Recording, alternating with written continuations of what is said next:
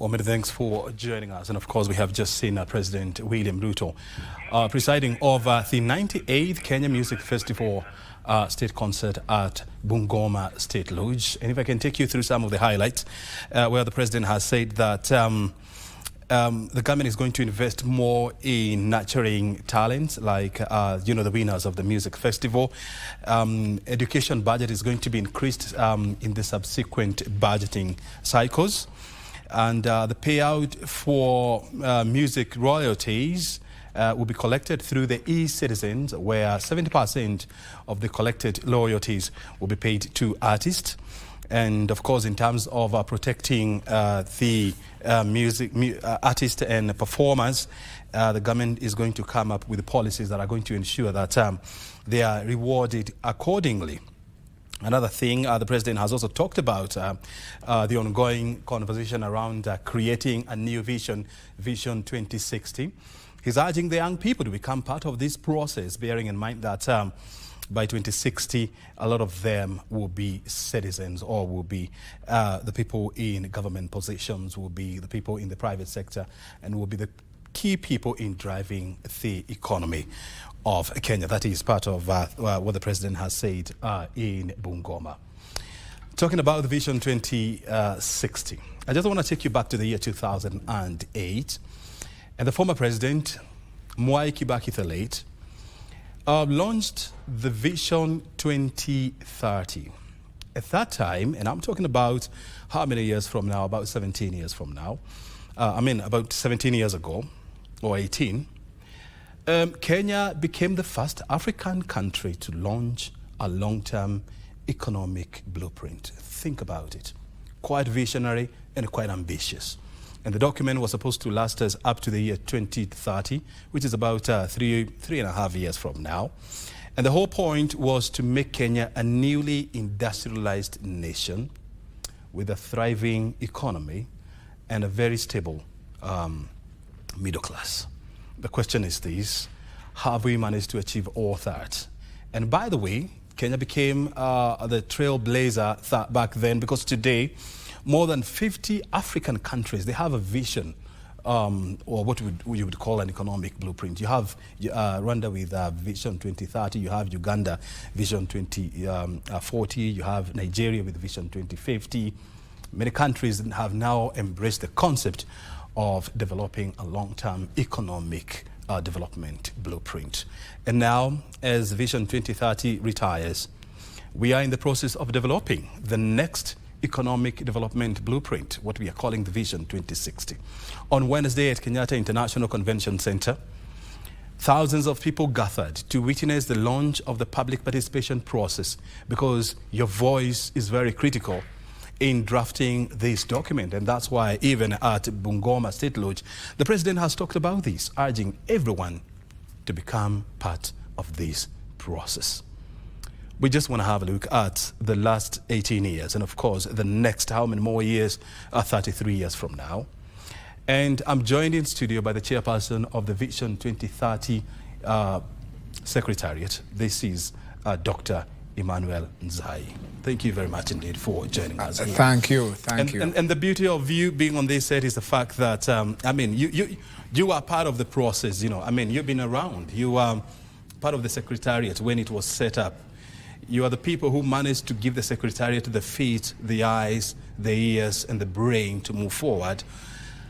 And when you look back at the achievements of the Vision 2030, what conclusions do you make? The conclusion I make is, well, first of all, thank you so much. And that introduction, very, very powerful. As you were talking, I just remember in 2008, I was in the US, not even moved back here. Yeah. So I was working in the US, and then, and the years before that, the technical team who were creating the Vision 2030, these are my friends from McKinsey. Most of them from Africa, diaspora who had returned, and they were saying exactly what you are saying. Kenya is the first country which we have chosen to move from short-term planning to longer-term planning. So it was fascinating, and we would sit down to talk about it, why Kenya, why it's important, and it was almost a pilot for them to be able to do what you just said now other countries have been able to do. So through that, I got really motivated that I would want to be part of this. And by the grace of God, I think 2 years later, that opportunity came. I became the first executive officer alongside Mugo Kibati, who was the Director General. James Mwangi was the chairman at that time. Peter Kenneth was the assistant minister. Oparanya was the minister. Peter Nyang'nyom was one of the ministers who had been involved. So the whole of that mix was seated there, and you can call it the Vision 2030 legacy team to reflect and to have these conversations. So I think just like you reflected on that, I think that's very, very good that we could all actually take a look to see where it came from to where we are. So to your question, what is it and what are the reflections? In my view, it's done well for the country. It's done well for the continent. It's done well for the world. Kenya setting that tone that we could, our problems from the beginning during independence, these problems were defined. There were three: ignorance, diseases, and poverty. And over time, that's what we've tried to solve. So this was the most robust strategic thinking that went in to say, look, these problems are what you call wicked problems. And in wicked problems, they're very, very complicated. There is the geopolitics. There is issue of diseases like we have seen in COVID. You could have all your plans, but it could erase the whole budget and move a people. Wars happen like that. Population coming in and the growth of population either by birth or people simply migrating. Kenya is a host to the whole of this. So I think through that, the plan has done well for us as our country. It's almost, Kenya is known for runners, right? We are a running country. And we are also known for economic policy development that we can do that, and we're good. It has gone through successive 2 presidents, where no matter how they look at it, through their manifestos themselves, they get to align with the Vision 2030. Very well. Yes. And I still, sitting here and reminiscing about, back then when the document was launched, and I was at Kenyatta International Convention Center. I was a cab journalist back then, and as I reflect back, the government came up with very catchy, would I call them slogans or what? Najivunia kuwa Mkenya, proudly Kenyan, make it Kenya, brand Kenya, which was supposed to give the nation a new image, which was supposed to create a new psyche and make Kenyans proud to be Kenyans, and of course to own this document and run with it. I would say that we were somehow successful until, I don't know, when we dropped the ball. And I want you to tell me, from when you look back, where do you think we dropped the ball? Because I see we dropped the ball somewhere. Well, I honestly don't think we dropped the ball. Realize when it was launched in 2008, right? 2007 was the post-election violence, which was the lowest point of our country. And it was also a converging point of the renewed spirit of what you're talking about in terms of Kenya. And we agreed as a country that to solve these problems, the perennial election issues and all that stuff, we need to form or develop a new constitution, which we did that. So that quickly took much of a chunk in the first stages of the Vision 2030. Now, realize, and in the wisdom of the legacy team, including the President Kibaki at that time, they had this in mind, that this constitution is going to be revolutionary. So for us to even implement the new constitution with devolved system of government, it's going to be top heavy. It's going to cost. Yeah. And with that costing, we cannot do it in 5-year plans. We need to put it in a longer term. Okay, so political pillar, the promulgation of the new constitution became a flagship project for it to be done by itself. Of the Vision 2030. The Vision 2030 in the political pillar. Yeah. That was a Vision 2030 project. And so far what has been happening in successive medium-term plan presidents, that has been in the implementation. Different programs, projects which have been running. Now, we cannot say, so I think in the whole of that period, what happened was the priorities shifted in terms of paying attention to the slogans like that, because now there was a new kid in the block in kind of a very big elephant and everyone loved it. That's devolution. Yeah. 48 governments, not one government. So through that, the priorities simply came into implementation. And the implementation, the Vision 2030 did what it did as its architecture was adopted in the county integrated development plans across the 47 counties, aligning consistently. But the truth of the matter now, ule Waswahili wanasema tuseme ukweli. Ukweli mtupu. Ukweli mtupu. Ukweli mtupu then comes into the achievements that we have.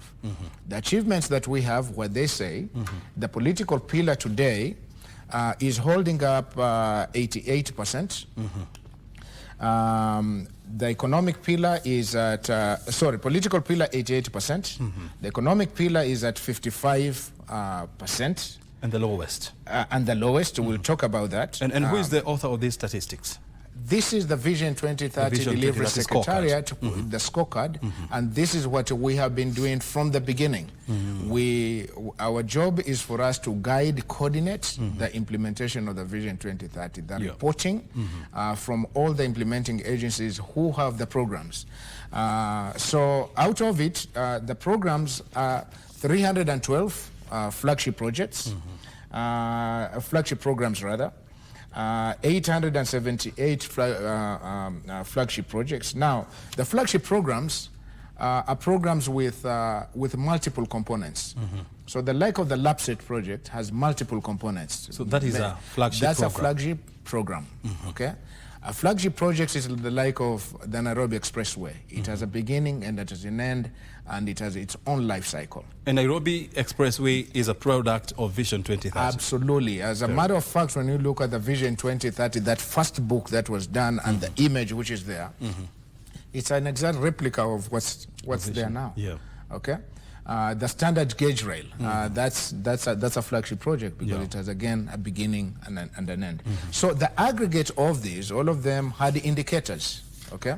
The aggregate of this is that we are at 66% in terms of achievement of all the flagship programs and flagship projects implementation. And the idea now is we just simply need to accelerate. Hopefully we get to 70%. What would you say are the other, because you have talked about the Nairobi Expressway. I mean, we can see it, we drive on it. The standard gauge railway line, I mean, it's a reality. You can ride from Mombasa to Nairobi in about 6 hours. Now it's being extended to Nakuru, to Eldoret, to Malaba. You've also talked about, which are the flagship program? Special economic zones, the like of the Dongokundu Special Economic Zone, the Naivasha, clean energy, which is the like of all the works which are going on with GDC, the carriers, the carriers, the whole road network, literally kilometers that need to be done. But that's other side. And that is Nairobi. That is Nairobi. Thank God for Mogo, our producer. Thank you. This is live. This is happening. So you look at that, look to see if you had not come to the country last 20 years. Has it changed? Has the country changed? Oh, absolutely. Across the country. Truth be said, you go to your home county because, and this quickly gets forgotten, the implementation of Vision 2030 is not just a national government problem where it's only the president. All the county governments have been implementing Vision 2030. They have through the county integrated development plans. They have integrated for them to put in a support system. So the like today of the lack of the blue economy. I come from Kilifi. You know, blue economy became one of the new sectors which was put in the economic pillar. That is largely supported the enabling framework, policies and all that. It's the county governments. Agriculture is a devolved function. So if we talk about Galana Kulalu today, it needs a support system, especially in the land, by the county government. So I think that has really been the game changer. I think the key question to ask, honestly, is if we had not changed the government system and it was simply one national government, that we do not have county governments, would we have moved faster or would it have slowed down? That's an interesting conversation to have. My view is the county governments actually were catalyst to the Vision 2030 implementation, as much as there has been some instances also where there has been slowdown spaces of land. The standard gauge rail could have been delivered faster, but squatters are there. County governments need to work with the squatters. They need to be properly compensated. Money need to be looked for, but also it's always an emotive issue in terms of land. And you run across the whole of that. There is a whole slowdown that happened, especially after the Constitution passed, because now we had to follow the Constitution. You just don't go do a project, and we've seen this. JKIA was supposed to be built how many years ago? The Greenfield Terminal. The Greenfield Terminal. Why was it slowed down?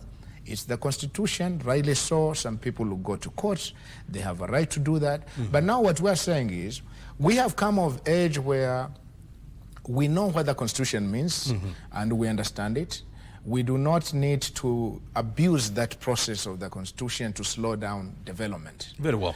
I mean, and you know, sometimes I'm super proud. I mean, because, for example, when you look at the Lapset project, and I'm always quoting the Lamu port, and in 2008, you know, I went to do a feature in Lamu, where the designated Lamu port was supposed to be constructed.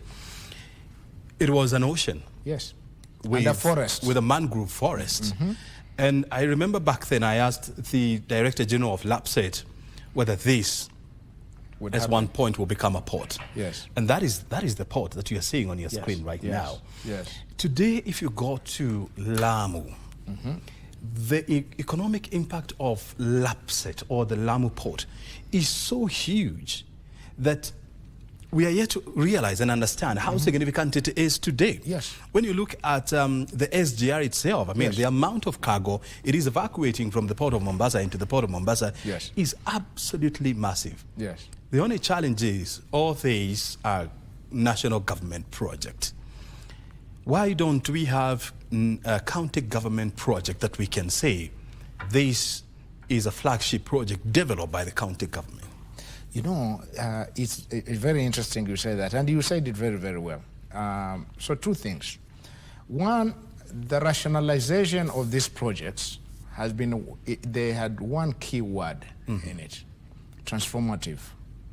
The impact of it must simply be transformative to the community which they're in, then to the larger country and the people. Okay? So look at the Thika Highway, how it was and what it is now. What kind of transformation has it made for the people? They easily now a good 15 minutes you're in the CBD and you are saving a lot of time, you are saving money, you are more peaceful, you are more happier than you were for you to arrange a trip from Thika out to Nairobi. It was painful, okay? So are the other roads. The same thing with SGR. Today now you can get into a train and you can literally sleep in that train, wake up in Mombasa and you move. You land in Mombasa, You want to go to Diani, it used to be that you need to go through the ferry. Yeah. And then you wait in that ferry where 1 million people keep on crossing daily over that channel. Today you land out there, you can get into the Dongokundu freeway, and you're out in Diani in 15, 20 minutes, and you move, okay? So that is transformation, you know? That is transformation, and it affects people, it affects value chain growth in terms of movement of goods. That's the economy. So to your question about the county governments, again, I'll give you a good example of Mombasa County. Mombasa County, all of them inspired by the Vision 2030 architecture, the Dogokundu Special Economic Zone. There is now a Mombasa County sponsored Special Economic Zone. And it's right by Meritini. It's sponsored and it's moving. And it makes a lot of sense. It is part of their land, but 100% inspired by the port and logistics. Today, as we speak, there is the like of marine transport system, again, the like of the blue economy, the relationship between the county governments. Tana River County, with the Galana Kulalu, the same thing. They have the Galana Kulalu project, but the county government itself now is also building up the same large-scale farming and inviting investors to come into that place. Special economic zones now has put in more the like of KIPES, the Kenya aggregation, the county aggregation centers. That's a partnership between the national government and the county government. The health sector, you know, as we talk about it now, you go into the health systems, you have the level 1 hospital, level 3, level 4, but in each region there is the level 5. Those have to work together between those systems, also work with the national government in terms of now the universal healthcare program.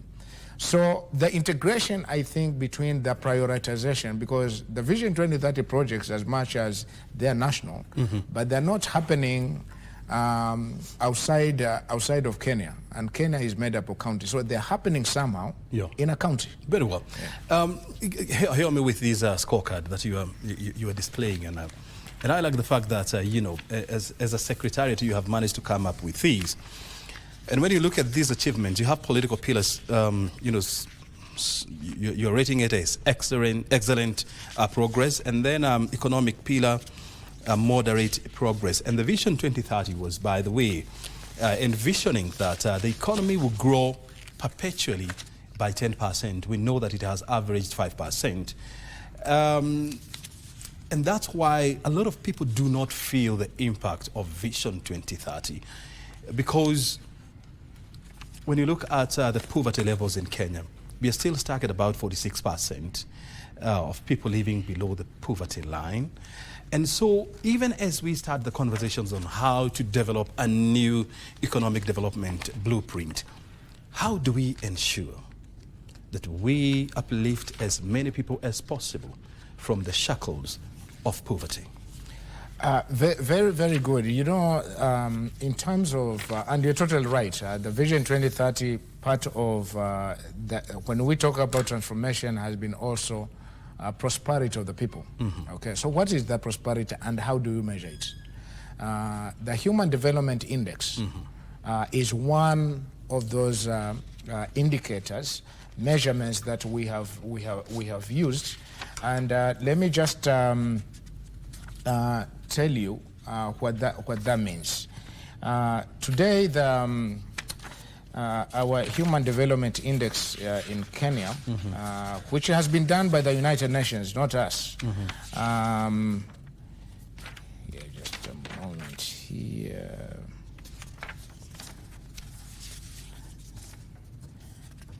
Okay, what do you call the HDI? Is what you measure. Do we have poverty? Absolutely. You know, but how do we compare with other countries? So the HDI gets to measure that. That has grown 2 points higher, going into 3, because the 1.0. So we moved from 0.4, we are at 6, and that is going higher. Okay. Now, if you look at it carefully, be a middle income country. We are now a lower middle income.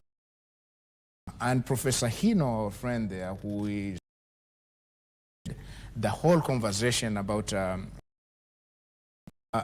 Kenya, comparing it with other countries, said, you know,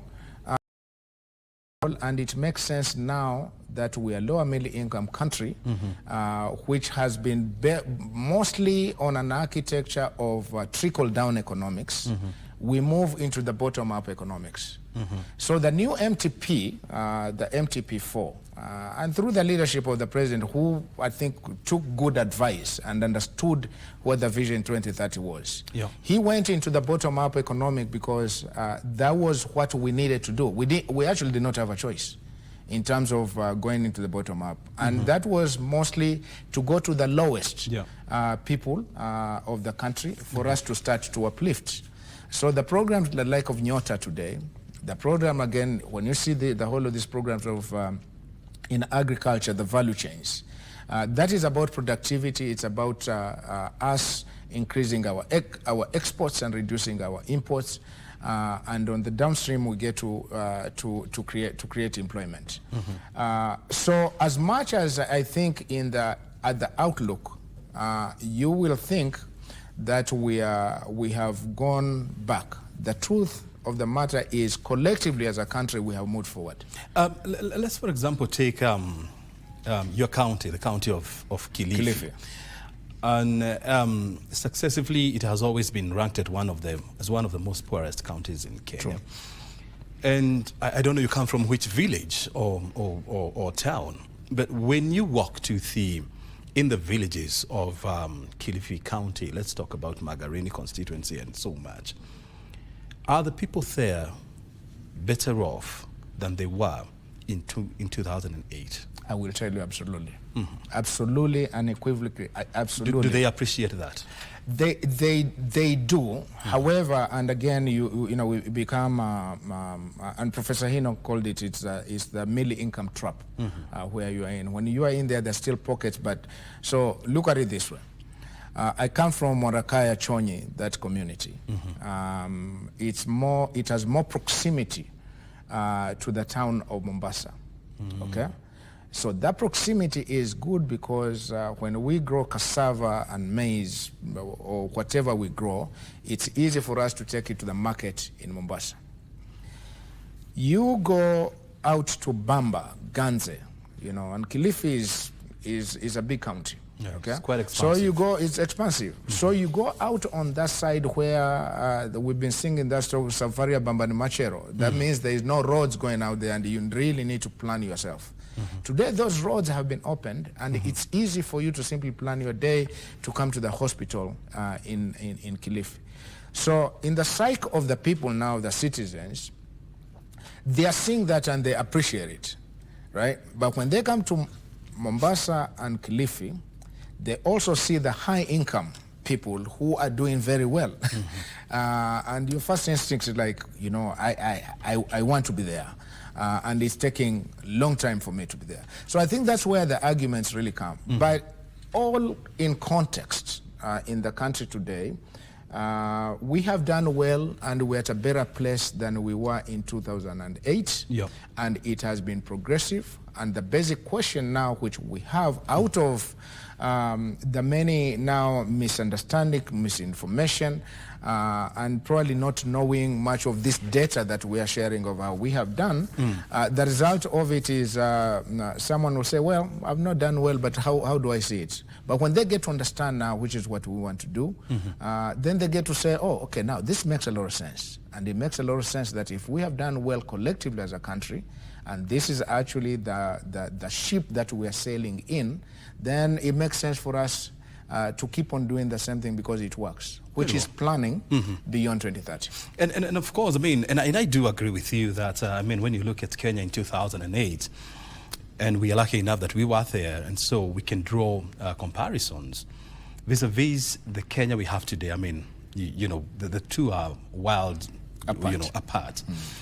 And I always give a very good example of, for example, shopping malls. Yes. Look at shopping malls, you know. The number of shopping malls you have in Nairobi, the number of shopping malls you have in Nakuru, in Kilifi, in Mombasa.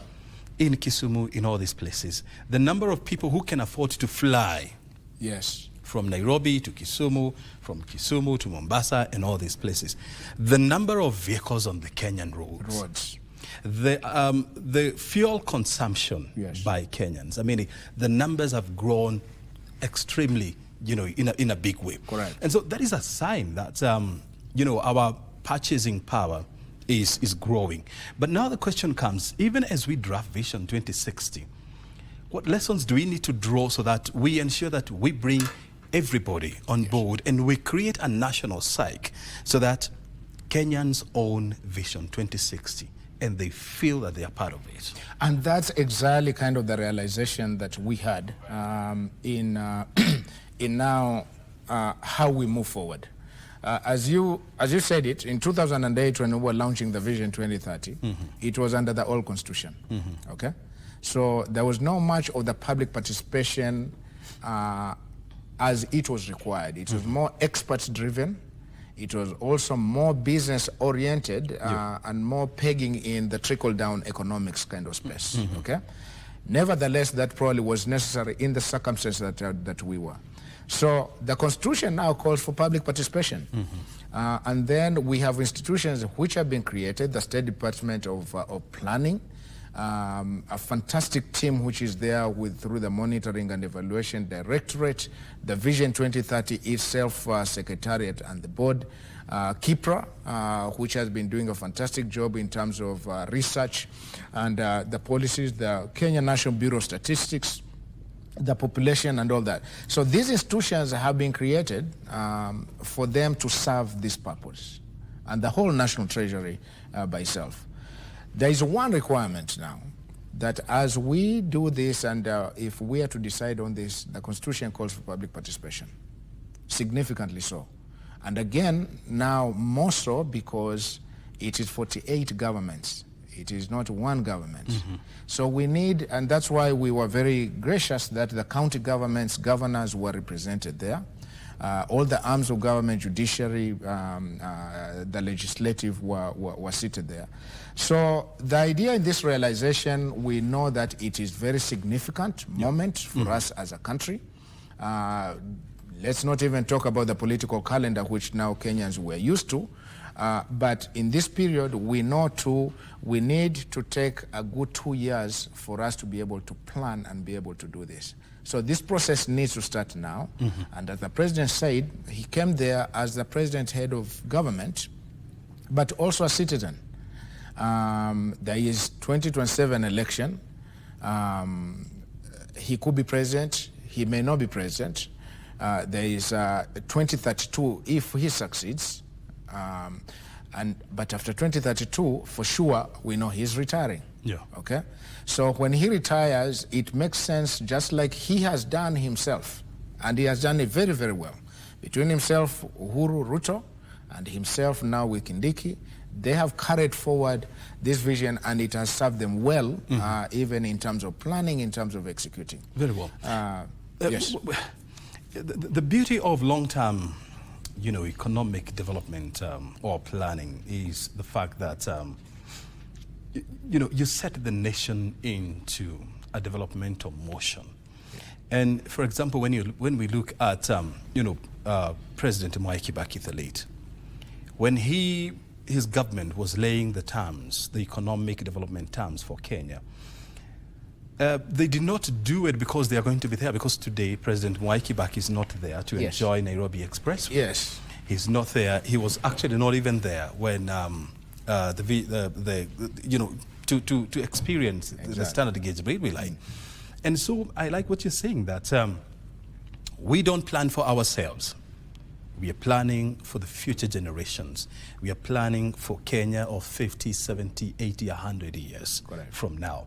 And so from where you sit, what is your advice to people when it comes to participating in the crafting of Vision 2060? I think the rallying call, honestly, in a very interesting way, we did not write a speech for Nyang Nyong. We did not write a speech for the ODM party leader, Mzee Oburu. And he went there and literally spoke his heart, okay? And And in that, you know, one of the really catching moment for me when we were discussing this in the last several weeks with Governor Nyang Nyong, Professor Nyang Nyong sang as a child at Independence. They sang the national anthem. Yeah. Okay? And that is where the conversation came about Kenyan problems with President Kenyatta, the founding father, that our problems are three, and that's what we will focus on. Okay? He was a beneficiary of that, and he was kind of giving testimony. So you can imagine Anyang Nyong as a child, probably 8 years old, I think he said 7, 8 years old thereabouts, and then he becomes part of the team to create the Vision 2030. And today he's back here now saying, look, it worked well. You know, I saw it as a child and into now. So here is, and I think that's good enough for someone to take a look to say, this makes a lot of sense. I need to participate, and if I don't understand, maybe I need to understand more, and I learn to see what this really, really means. Now, in 2000 and today, there's the youth bulge, right? And we know that, and it's the most significant thing that we have under our country, because what's going on for Kenya now is the Constitution, the Kenya Vision 2030, and Kenya's human capital. Those three things. In that human capital, it is the Gen Zs. The oldest Gen Z was born in 1997. In 2007, when we had this significant moment of the country, they were 10 years old. 11 years old in 2008, that's when the Vision 2030 is being launched. 2010, they're 13 years old. By 2030, they're 3 years old. What does that mean? It means two things. By the time we were writing the Kenya Constitution 2010 and the Vision 2030, these parents, fathers and mothers, the faces they were looking at, just like then Jomo Kenyatta was looking at Anyang Nyong as the child, these were the faces of the country. Or this is what we were planning, because we could project that they will be 3 years old. So a father, mother would start to think, what would I want my child to be when they're 3 years old in 2030? And have we been able to do that? Can a father and a mother take a look at their child today to say, we did our best. We did our best with the plan, through help of government, through ourselves, for us to be where we are. So what it means now is these 3 years old, the Gen Zs today, and in that conversation that we said, and the young, fantastic children who spoke there, this is their time for them to participate, and we want to put them right at the center of it, for them now to learn from us, this older generation, the 2030 legacy team, and they all put their ideas, as we had seen there with the Hack Kenya at 100, for them to be able to do this for their future. Very good. Yes. Dr. Ari, we have to come to the end of this conversation. Such a beautiful, such a great conversation, you know, charting the way forward for our great nation. Yes. And it's our desire that the aspirations of Vision 2060 will definitely be achieved within our lifetime. Your time is highly appreciated. Thank you so much. And by the way, just one last thing. Beyond 2030, we're not putting a time frame. There has been suggestions of 2060. There has been suggestion of 2063 Kenya at 100, but we're literally putting it on the table as part of the public participation for Kenyans to say how long they want it to be. Very good. Yeah? And I'm sure they're listening. And they will do the necessary. Absolutely, as they always do. Very good. Yeah, thank you so much. Asante sana. Yeah. Dr. Emmanuel Nzai is the chairperson of the Vision 2030 Delivery Board, joining us this afternoon to help us understand how we craft a new economic development plan. Call it Vision 2060, Vision 2060, Vision 100, whatever you call it. And of course, you have heard it from him coming here with a lot of experience on how we have performed with the Vision 2030. My name is O'Brien Kimani. Thank you very much indeed for joining us. Be sure to become part of this process. My name is O'Brien. Have a good afternoon.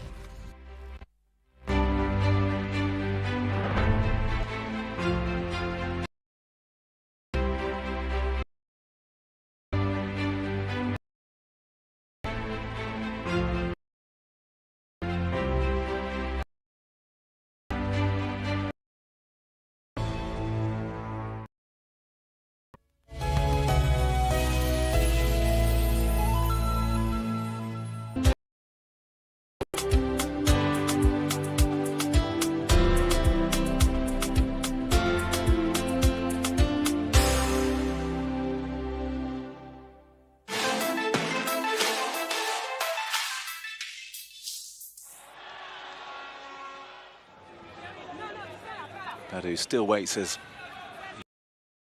is applied. In it comes Princess with the header for the Black Queens, and she atones for her. And Ghana are level in this Women's World Cup qualifier. Conceded the penalty in the very first minute. Has brought her nation level. Really good header as well. Well, she has had all the chances. Princess, teenage goalkeeper, is beating, headed down, and bouncing just in front of Connor. To it, but no more than that. And Ghana are back in this.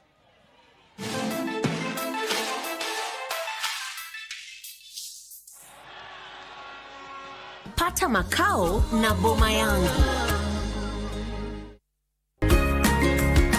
Today, we are here to learn about chess. Chess is a game that needs focus and your mind. I got into gymnastics by just learning some few things at home, like a bridge and a split. In today's story, we find a group of children and something is happening to.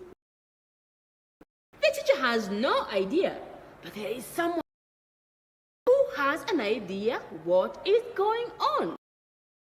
This sausage. I'm going to show you how to make sausage bites. I looked up into the skies. I waited for the cats. I needed just one. Chavarote, chavarote. Chavarote.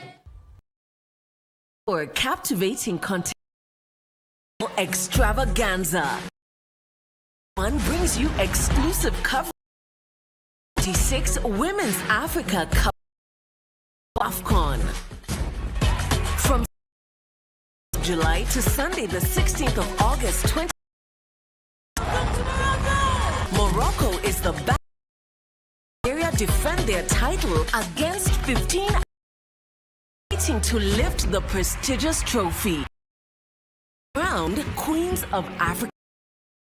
Courtesy of the Ministry of Youth Affairs, Creative Economy and Sports. And Rally on KBC Channel 1. Your true.